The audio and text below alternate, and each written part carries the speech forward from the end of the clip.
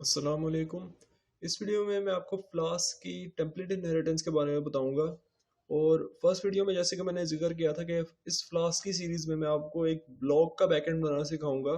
तो उस ब्लॉग का जो टेम्पलेट मैं यहाँ पे यूज़ करूँगा वो टेम्पलेट भी आपको मैं दिखाऊंगा। तो ये वो टेम्पलेट है जो कि मैं यूज़ करूँगा इस फ्लास्क की सीरीज़ में। और जो इसका कोड है टेम्पलेट का वो मैं आपको प्रोवाइड कर दूंगा। आपको डिस्क्रिप्शन में एक लिंक मिल जाएगा जहाँ से आप इसे डाउनलोड कर सकेंगे। जो टेम्पलेट है वो देखने में कुछ इस तरह से है। और ये एक मूवीज़ रिव्यू वेबसाइट का टेम्पलेट है, लेकिन इसका बैकएंड इस तरह से डिज़ाइन किया जाएगा कि आप इसको किसी भी ब्लॉग के तौर पे यूज़ कर सकते हैं। ज़रूरी नहीं है कि आप इसको मूवी रिव्यूज़ के तौर पे यूज़ करें। आप इसको जो है एक टेक ब्लॉग के तौर पे भी यूज़ कर सकेंगे। आप इसको डिफरेंट तरीके से यूज़ कर सकेंगे। तो ये वो टेम्पलेट है जिसको हम इस सीरीज़ में यूज़ करेंगे, जिसका बैकएंड बनाएंगे, जिसको एक प्रॉपर वर्किंग जो है ब्लॉग बना के इस सीरीज़ में दिखाएंगे। तो टेम्पलेट इनहेरिटेंस की अब थोड़ी सी बात कर लें। टेम्पलेट इनहेरिटेंस बेसिकली फ्लास्क में हमें अलाउ करता है कि जो हमारे पूरे HTML टेम्पलेट में सेम चीज़ें हैं, जो रिपीटेटिव चीज़ें हैं, उनको हम एक ही फाइल में रख लें। और बाकी जो हमारे HTML फाइल्स हैं उनको हम एक्सटेंड कर लें अपनी बेस फाइल से। अब जैसे मेरे पास ये टेम्पलेट है, इसमें एक हेडर है, यहाँ पे कुछ कंटेंट और एंड पे एक फुटर। अब यही अगर मैं दूसरे पेज पे जाऊँ तो यहाँ पे भी सिमेट्री आप देखें कि यहाँ पे भी हेडर, कंटेंट, फुटर।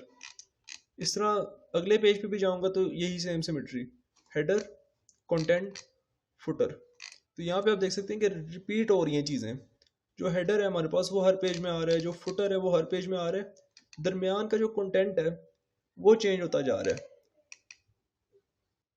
तो फ्लास्क में हम बेसिकली क्या कर सकते हैं कि ये जो हेडर है इसको मैं एक बेस फाइल में रख लूँ, फुटर को भी मैं बेस फाइल में रख लूँ, और जो बाकी मेरे टेम्पलेट हैं उनको मैं बता दूं कि बेस फाइल से उन्होंने एक्सटेंड होना है और जो दरमियान का कंटेंट है वो चेंज होता जाए।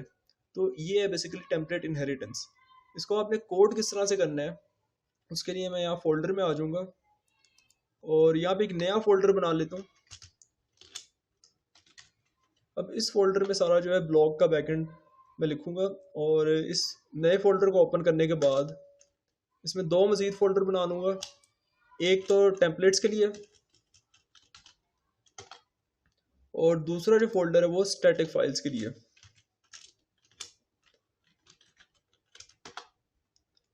और यहाँ से मैं इस टेम्पलेट में जितनी भी HTML फाइल्स हैं उनको कॉपी कर लूँगा।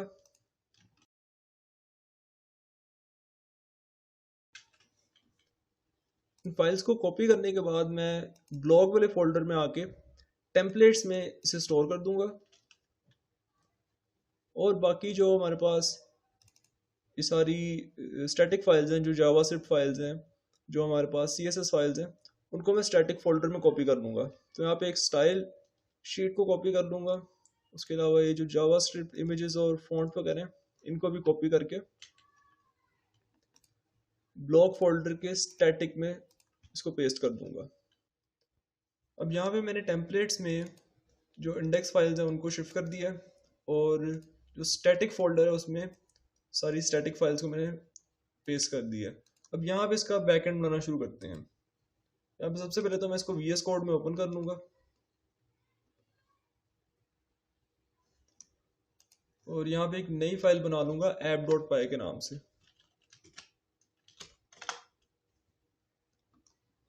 इस फाइल में सबसे पहले तो मैं फ्लास्क मॉड्यूल से फ्लास्क नाम की क्लास को इंपोर्ट करूँगा। फ्रॉम फ्लास्क इंपोर्ट फ्लास्क, और रेंडर टेम्पलेट को भी इंपोर्ट कर लूँगा।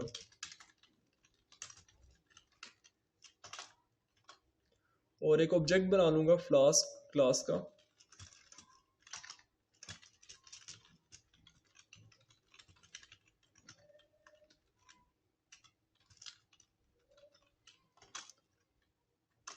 और एक बेसिक राउट बनाता हूँ जो कि हमारा इंडेक्स राउट होगा और वो सर्व करेगा हमारी index.html को। तो यहाँ पे मैं सबसे पहले एक राउट बना लेता हूँ, app.route। ब्लैंक राउट बनाऊंगा ताकि कोई भी अगर हमारे ब्लैंक URL पे आए तो उसको जो है ये इंडेक्स फाइल दिखा दी जाए।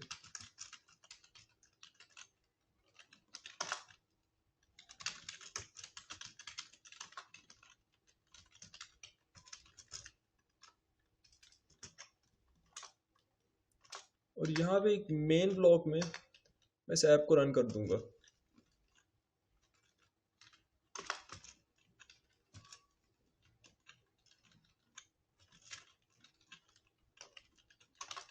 यहाँ पे लिख दूंगा ऐप डॉट रन और डीबग को यहाँ पे ट्रू कर दूंगा।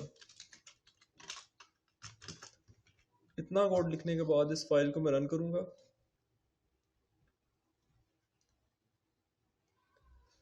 तो यहाँ आप देख सकते हैं कि जो सर्वर है जो फ्लास्क के साथ बिल्ट इन आता है वो मेरे लोकल होस्ट के पोर्ट 5000 पे जो है वो चलना शुरू हो गया। अब लोकल होस्ट के पोर्ट 5000 पे अगर आ जाऊँ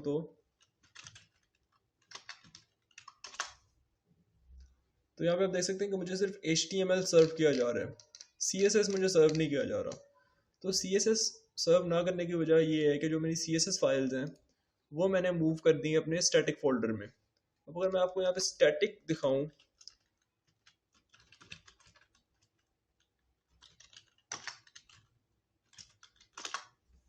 तो यहाँ देख सकते हैं कि स्टैटिक के थ्रू मैंने ये CSS फाइल को एक्सेस कर लिया। अब मुझे अपने टेम्पलेट में भी ये बात बतानी है कि जो मेरी CSS की फाइल है वो स्टैटिक वाले फोल्डर में पड़ी है।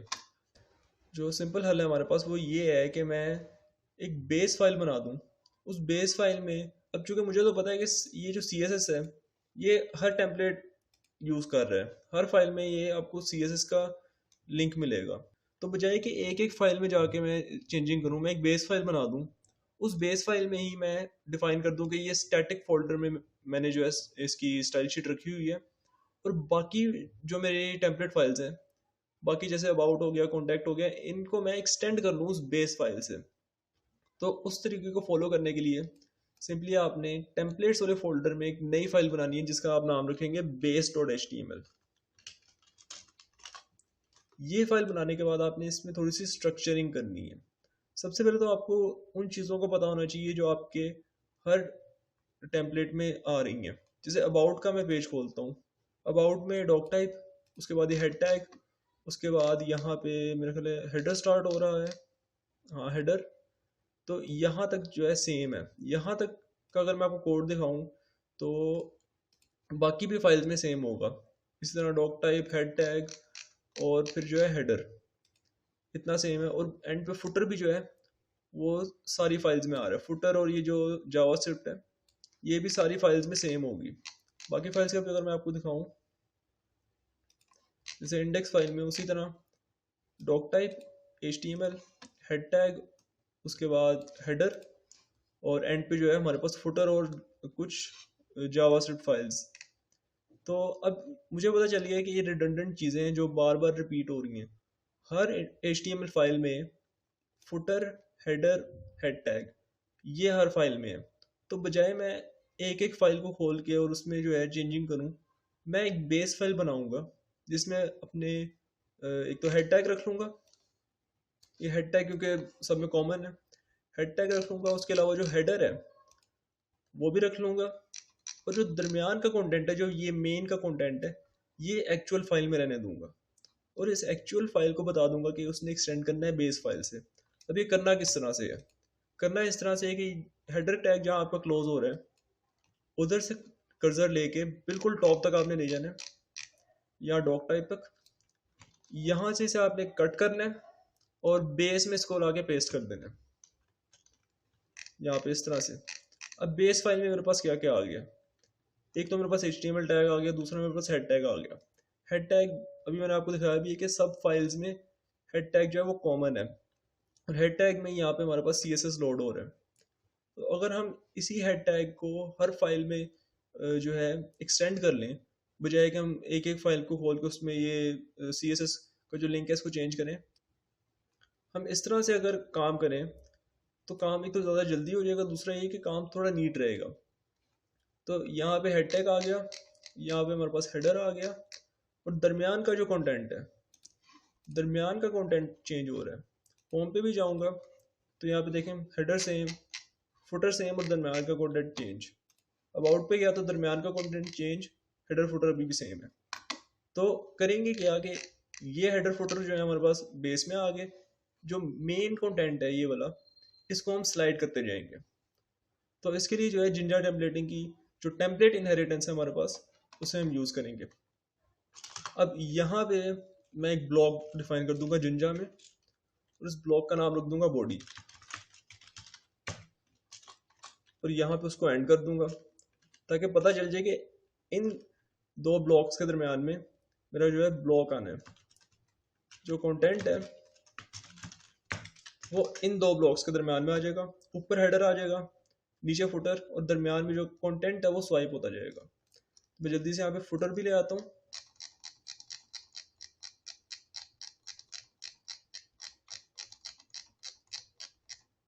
बिल्कुल एंड से जहाँ HTML का क्लोजिंग टैग है, क्योंकि HTML का ओपनिंग टैग भी मैंने इसमें रख लिया है, क्योंकि HTML का जो टैग है वो तो सब फाइल्स में कॉमन है। यहाँ पे आप देख सकते हैं ओपनिंग टैग भी है।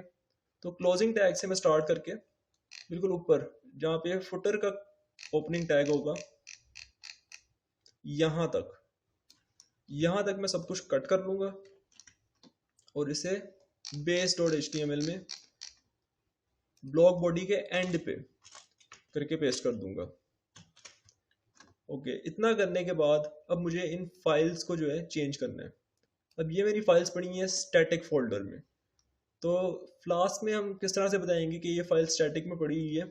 इसके लिए सबसे पहले तो style.css को थोड़ा सा कर लेते हैं मॉडिफाई। जिंजा में हमें ये बताने के लिए सबसे पहले तो फाइल नेम को यहाँ से कट कर लेना है। Ctrl+X से कट कर लिया। उसके बाद जिंजा हमें एक स्पेशल फंक्शन देता है url_for, जिसके थ्रू हम अपनी स्टैटिक फाइल्स को यूज़ कर सकते हैं अपने HTML में। तो उसके लिए मैं क्या करूँगा, सिंपली डबल करली ब्रेसेस में लिखूंगा url_for। यहाँ पे सिंगल कोटेशंस में आपने सिंगल कोटेशंस यूज़ करनी, क्योंकि बाहर अगर आप देखें तो डबल कोटेशन href में पहले यूज़ होगी हुई है। तो सिंगल कोटेशन में मैं लिख दूंगा स्टैटिक, उसके बाद कॉमा, उसके बाद file name equals to single quote, और यहाँ पे वो फाइल नेम पेस्ट कर दूंगा। जो style.css का फाइल नेम है वो यहाँ पे लाके मैं पेस्ट कर दूंगा कि ये स्टैटिक फोल्डर में इस फाइल नेम को वो जो है कैच करे। और आप देखें तो सिमेट्री भी इसी तरह से बन रही है, स्टैटिक फोल्डर और style.css। तो इस तरह से हम जिंजा में जो है बताते हैं कि हमारी स्टैटिक फोल्डर में कौन सी फाइल हम लोगों ने यूज़ करनी है। इतना लिखने के बाद अब मेरी बेस फाइल तो जो है वो रेडी हो गई है। अब मुझे अपनी इंडेक्स फाइल में थोड़ा सा चेंज करना है। तो ये जो कोड रह गया है, जो मेन का कोड है, ये सारा कोड मैंने दरमियान में लेके आना है। दरमियान में कहाँ पे? यहाँ पे। तो ये मैं किस तरह से बताऊंगा जिंजा को? ये बताने के लिए सबसे पहले तो मुझे जिंजा को बताना पड़ेगा कि इसने किस फाइल से एक्सटेंड करना है। इसको जब तक नहीं पता होगा कि बेस फाइल मेरे पास है, बेस फाइल टेम्पलेट्स में अवेलेबल है, तब तक ये इसका कुछ भी नहीं कर पाएगी। तो इसको बताने के लिए मैं यहाँ पे जिंजा में लिखूंगा पहले एक सिंगल करली ब्रेसेस, उसके बाद 2% के साइन, और यहाँ पे लिख दूंगा एक्सटेंड्स, और यहाँ पे सिंगल कोटेशंस में base.html। ठीक है, अब मैंने ये बता दिया है कि base.html को ये एक्सटेंड कर रहा है। ठीक है, तो शुरू कहाँ से होगा? शुरू यहाँ से होगा। ठीक है, इसको पता चल गया कि base.html को ये एक्सटेंड कर रहा है, तो यहाँ से ये शुरू कर देगा। यहाँ से इन एक्चुअल मेरी फाइल शुरू हो जाएगी। ठीक है, अब यहाँ से फाइल शुरू होके वो यहाँ पे पहुंच गया ब्लॉक बॉडी। अब मुझे उसको ये बताना है कि इस ब्लॉक बॉडी में क्या रखना है। तो उसके लिए भी मैं यहाँ पे ब्लॉक को डिफाइन कर दूंगा। जिंजा में लिख दूंगा ब्लॉक बॉडी, कि यहाँ से मेरा ब्लॉक बॉडी स्टार्ट करना है, और बिल्कुल एंड पे जाके इसको मैं एंड कर दूंगा ब्लॉक। तो यहाँ पे मैं जिंजा में लिख दूंगा एंड ब्लॉक। इतना सेव करने के बाद अगर मैं आपको ये रीलोड करके दिखाऊं तो यहाँ आप देख सकते हैं कि जो CSS है वो टेम्पलेट का लोड हो गया, और उसी तरह से जिस तरह से हम लोगों ने डिफाइन किया था अपनी टेम्पलेट इनहेरिटेंस में कि ऊपर हेडर, नीचे फुटर और दरमियान में कंटेंट। तो ये हम अब सिर्फ हमने पहले इंडेक्स पेज के लिए देखा कि इंडेक्स पेज के लिए हमने किस तरह से करना है, लेकिन हम जो है इसको बाकी पेजेस के लिए भी कर लेंगे। जैसे अबाउट पेज है, मूवी रिव्यूज पेज है, जॉइनर्स वगैरह है, इनके लिए भी हम लोग जो है टेम्पलेट इनहेरिटेंस को यूज़ करेंगे। उसका फ़ायदा क्या होगा कि ये जो हम लोगों ने यहाँ पे जो CSS लिंक किया है, एक तो मैं ये बार बार चेंज नहीं करना पड़ेगा एक एक फाइल में जाके, जो इस तरह URL 4 नहीं लगाना पड़ेगा। और दूसरा ये कि अगर हम लोग अपना जो टेम्पलेट है उसकी नैव बार है, जैसे नैव बार मुझे अपडेट करनी है, जो कि मुझे करनी पड़ेगी क्योंकि यहाँ पे इन्होंने href में about.html दिया हुआ है जो कि एक वैलिड एंड पॉइंट नहीं है। तो यहाँ पे अगर मैं चेंजेस करूँगा तो वही बाकी के जो है फाइल्स में रिफ्लेक्ट हो जाएंगे, क्योंकि बाकी फाइल्स को मैंने इसी बेस फाइल से एक्सटेंड करना है। इसी बेस फाइल से एक्सटेंड किस तरह से करना है, उसी तरह से कि यहाँ पे ब्लॉक्स बना दिए और ऊपर जो है बता दिया कि बेस फाइल से एक्सटेंड करना है, और जहाँ पे ब्लॉक बॉडी दिखे वहाँ पे ये कंटेंट दिखा देना है, और जैसे ही कंटेंट एंड हो तो ब्लॉक को एंड करके फाइल में मौजूद जो फुटर है उसको शो कर देना है। तो इस तरह से जो है बाकी की भी फाइल्स को हम टेम्पलेट इनहेरिटेंस पे अप्लाई कर देंगे। लेकिन पहले ये जावास्क्रिप्ट जो है इसको भी क्या कहते हैं कि URL 4 लगा देते हैं। इस फाइल को यहाँ से मैं कट कर लूँगा। उसी तरह जिंजा में URL 4 सिंगल कोटेशन में स्टैटिक और यहाँ पे फाइल नेम, और यहाँ पे वो फाइल नेम पेस्ट कर दिया जो मैंने अभी कट किया था। इसी तरह इसको भी मैं कट करूँगा और यहाँ पे URL 4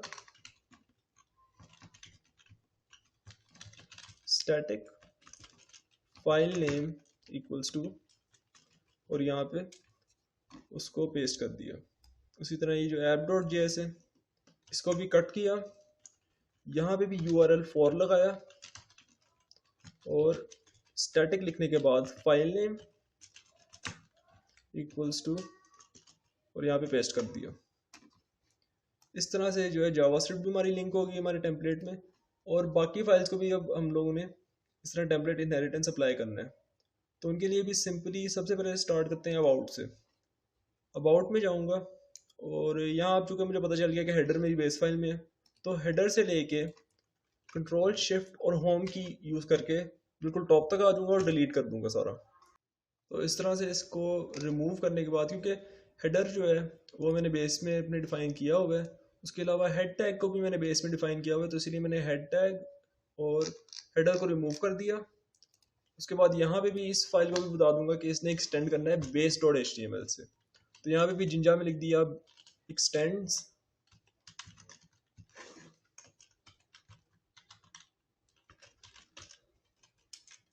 और यहाँ पे जो है ब्लॉक बॉडी को डिफाइन कर दिया कि यहाँ से जो है ब्लॉक बॉडी स्टार्ट होना है, और एंड पे जाके इसमें जो यहाँ पे फाइल्स लिंक हुई हुई हैं और जो फुटर है उसको भी मैं रिमूव कर दूंगा। यहाँ फुटर तक सारा कुछ रिमूव कर दिया, मेन को रहने दिया, और यहाँ पे भी जिंजा में लिख दूंगा एंड ब्लॉक। इस तरह से हमारा अबाउट पेज भी रेडी हो गया।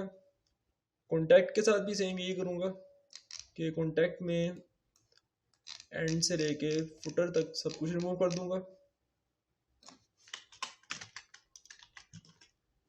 और ऊपर जाके जहाँ पे हेडर क्लोज हो रहा है यहाँ से लेके फुल टॉप तक सब कुछ रिमूव कर दूंगा, क्योंकि ये सब मेरी बेस फाइल में ऑलरेडी है। और यहाँ पे इसको भी बता दूंगा कि इसने एक्सटेंड करना है base.html से।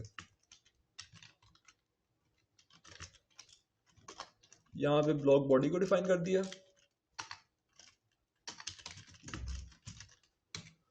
और एंड पे जाके ब्लॉक को एंड भी कर दिया।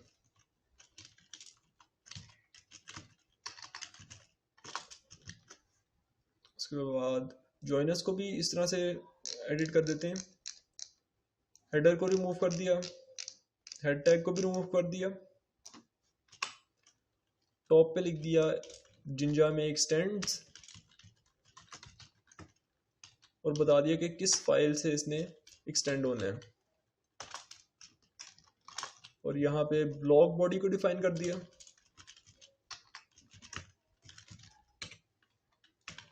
और एंड से भी फुटर और बाकी टैग्स को रिमूव करके ब्लॉक को एंड कर दिया।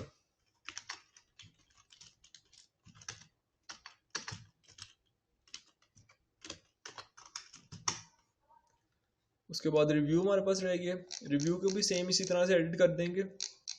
रिव्यू में भी हेडर के क्लोजिंग टैग से लेके फुल टॉप तक कंट्रोल शिफ्ट और होम से फुल टॉप तक सिलेक्ट किया, रिमूव किया इसको, और यहाँ पे जिंजा में बता दिया एक्सटेंड्स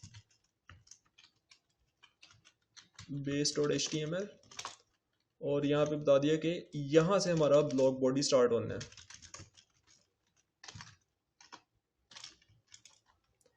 उसके बाद एंड पे जाकर जो हमारे पास क्लोजिंग HTML टैग है और हमारे पास जो फुटर है उसको भी रिमूव कर दिया, और यहाँ पर एंड ब्लॉक कर दिया।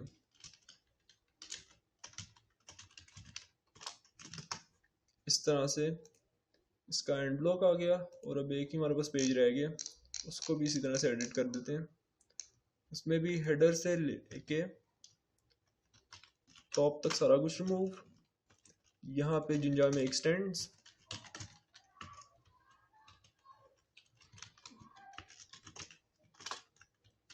यहाँ पे ब्लॉग बॉडी को स्टार्ट किया,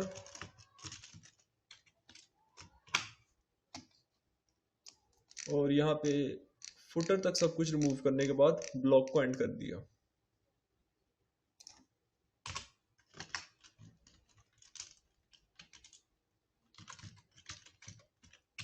अब चूंकि हमने टेम्पलेट इनहेरिटेंस अपनी सारी HTML फाइल्स पे अप्लाई कर दी है, तो अब हम अपने URLs बना लेते हैं।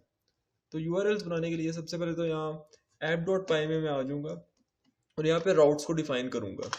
जैसे मैंने इंडेक्स राउट डिफाइन किया था उसी तरह मैं एक app.route अबाउट को डिफाइन कर देता हूँ।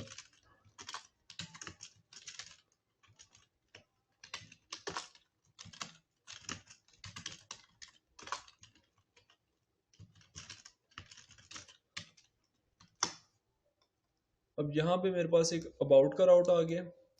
ये अगर मैं आपको दिखाऊं, अगर मैं यहाँ पे लोकल होस्ट कॉलन 5000 के बाद /about लिखूं, तो ये मुझे अबाउट एंड पॉइंट पे ले आया, और उसी तरह से टेम्पलेट इनहेरिटेंस यहाँ पे भी अप्लाई हो गई है कि ऊपर मेरे पास एक हेडर आ गया, नीचे फुटर आ गया, और दरमियान में मेन कंटेंट आ गया जो कि हमारा ब्लॉग बॉडी है। तो ये सबसे बड़ा फ़ायदा है इसका टेम्पलेट इनहेरिटेंस का। उसके बाद बाकी के भी इस तरह से मैं राउट्स बना देता हूँ।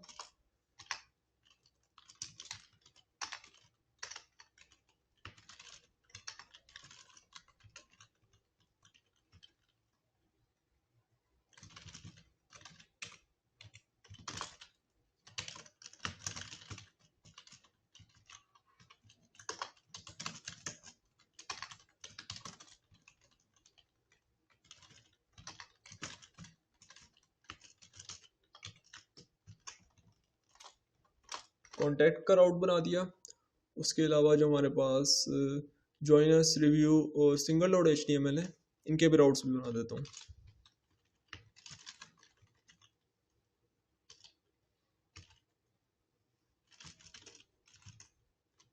जॉइनर्स को मैं यहाँ पे रजिस्टर कर दूंगा, क्योंकि यहाँ से हम लोग अपने ब्लॉग में यूजर्स को ऐड करेंगे। रजिस्टर राउट बना दिया, और इसको कर देंगे ऐड यूजर।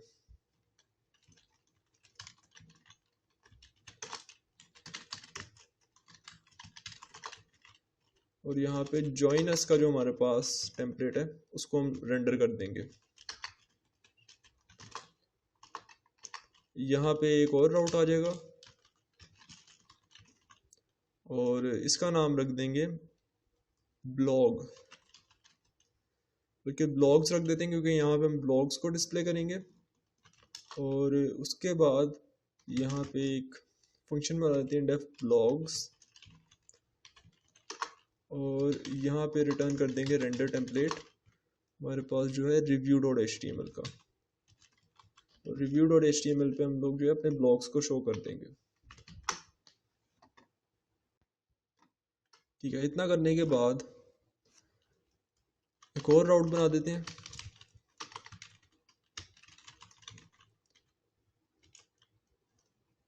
ब्लॉग व्यू का एक राउट बना देते हैं, इसमें खाली ब्लॉग लिख देता हूँ, और फंक्शन इसका लिख दूंगा ब्लॉग व्यू।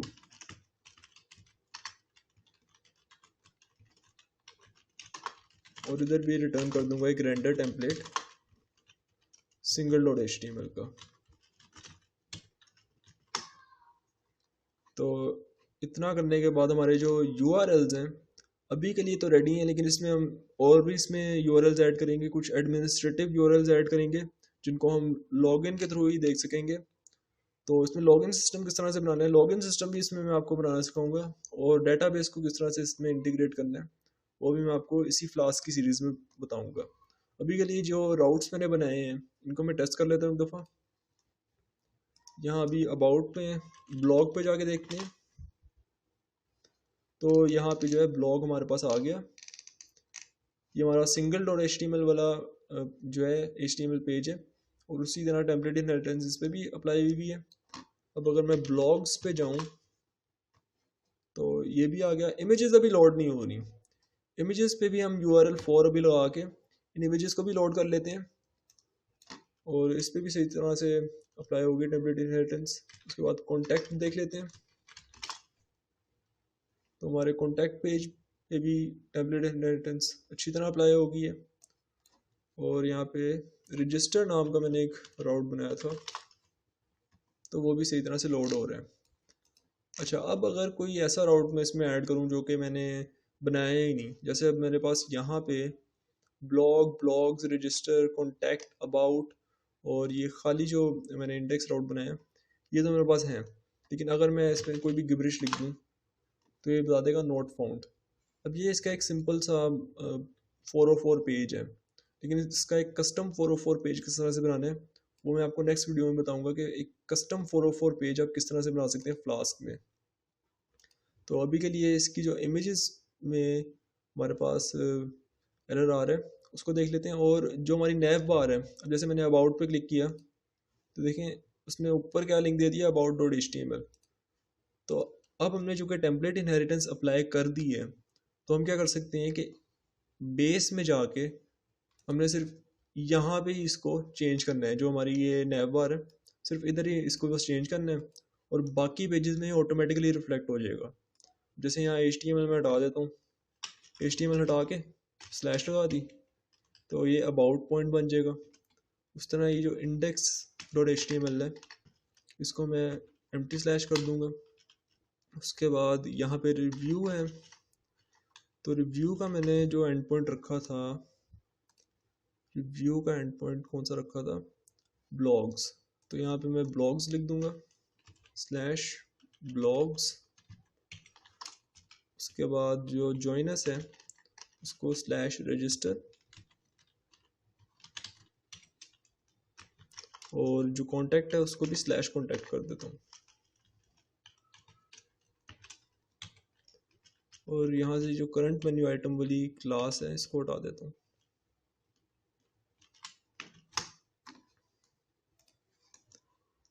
अच्छा, अब अगर मैं आपको ये नैव बार दिखाऊँ, मेरे ख्याल में मैंने रिफ्रेश नहीं किया। हाँ, तो अब आप नीचे देखें तो नीचे यहाँ कोने में करके आपको सही से इसके जो URLs हैं वो नज़र आ जाएंगे, और ये हर पेज में रिफ्लेक्ट हो गए हैं। अबाउट में जा रहा हूँ, मूवी रिव्यूज़ में जा रहा हूँ, जॉइनर्स में जा रहा हूँ, कॉन्टैक्ट में जा रहा हूँ, तो जो नैव बार में चेंजेस हैं वो हमें हर पेज में रिफ्लेक्ट होकर मिल रहे हैं, क्योंकि जो हमारी बेस फाइल है उसी से हम इसको एक्सटेंड कर रहे हैं। तो हमने एक ही जगह चेंजेस किए और वो हमें पूरे अपने थ्रू आउट द टेम्पलेट जो है वो मिल रहे हैं। तो सबसे बड़ा जो फ़ायदा है वो यही होता है टेम्पलेट इनहेरिटेंस का, कि एक जगह आप अपनी रिडंडेंट चीज़ों को रख दें और बाद में अगर कोई चेंजिंग वगैरह करनी हो आपने तो वहीं एक फाइल से आप उसको चेंज कर लें। अब आ जाते हैं कि इमेजेस को हमने किस तरह से शो करना है। तो जिस तरह से मैंने स्टैटिक फाइल्स में आपको URL 4 का यूज़ सिखाया था, उसी तरह से हम इमेजेस को भी URL 4 के थ्रू इसमें व्यू करेंगे, क्योंकि जो इमेजेस है हमारी वो यहाँ पे पड़ी हुई है, यहाँ हमारे स्टैटिक डायरेक्टरी में। तो फ्लास्क को ये बताने के लिए हम URL 4 का यूज़ करते हैं जिंडा टेम्पलेटिंग में। तो सबसे पहले आ जाते हैं इंडेक्स में। इंडेक्स फाइल में हमारे पास कुछ इमेजेस हैं, उनको व्यू करने के लिए एक तो मैं टर्मिनल को भी क्लोज कर देता हूँ, और यहाँ पे ये इमेज सोर्सेज लगे हुए, तो यहाँ पे सबसे पहले तो इनको कट कर लिया और यहाँ पे एक URL 4 लगा दिया, डबल ब्रैकेट्स में URL for static file name is equals to, और इतना मैं कॉपी कर लूँगा क्योंकि मुझे ये बार बार लिखना पड़ रहा है। मैं इसको कॉपी कर लेता हूँ और क्लिपबोर्ड हिस्ट्री के थ्रू जो है यहाँ पे इस तरह से फाइल का नाम जो है मैंने पेस्ट कर दिया। क्लिपबोर्ड हिस्ट्री के लिए आप Windows+V का शॉर्टकट यूज़ कर सकते हैं, और इसको आपको पहली दफ़ा अगर आप यूज़ करें तो इनेबल करना पड़ेगा, तो आप वो टर्न ऑन कर दीजिएगा, तो आपकी जो क्लिपबोर्ड हिस्ट्री है वो आपको व्यू हो जाएगी। अब यहाँ से मैं इसको कट करूँगा, यहाँ पे URL 4 लगाऊंगा, फाइल नेम में फिर से Windows+V करके वो फाइल नेम लगा दूंगा जो मैंने अभी कट किया था। इस तरह इस इमेज को भी कट और URL 4 लगा के फाइल नेम में पेस्ट। ओके, फाइल नेम में मेरा ख्याल मैंने URL 4 पेस्ट कर दिया। उसके बाद दोबारा से इसमें पेस्ट कर देते हैं। हाँ, अब इसमें इमेज आ गई है। अभी 3 इमेजेस पेस्ट की हैं, तो देखते हैं क्या चलता है। हाँ ठीक है, जो स्लाइडर है हमारे पास वो हमारा सही तरह से लोड हो गया, और बाकी इमेजेस को भी इसी तरह से लोड कर देते हैं। तो बाकी इमेजेस के लिए भी यहाँ से इस फाइल को कट कर देते हैं, और यहाँ पे URL 4 और फाइल नेम में उसी फाइल नेम को मैं रख दूंगा जो मैंने भी कट किया। उसके बाद यहाँ पे भी इसको Ctrl+X से कट, Windows+V से क्लिपबोर्ड हिस्ट्री, और यहाँ पे URL 4 लगाने के बाद यहाँ पे इमेज का नाम और सेव। बाकी इमेजेस को भी इसी तरह से कर देता हूँ, Ctrl+X, Windows+V, यहाँ पे URL 4 स्टैटिक और यहाँ पे इमेज का नाम। उसके अलावा यहाँ पे भी Ctrl+X, उसके बाद URL 4 स्टैटिक, और फाइल नेम में वो नाम मैं पेस्ट कर दूंगा जो मैंने अभी कॉपी किया था।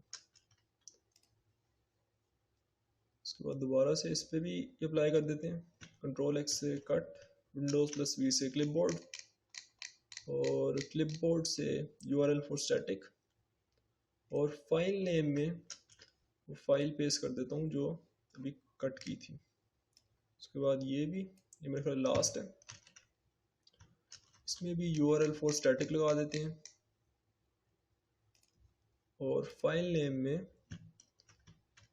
पेस्ट कर देते हैं वो नेम जो कट किया था।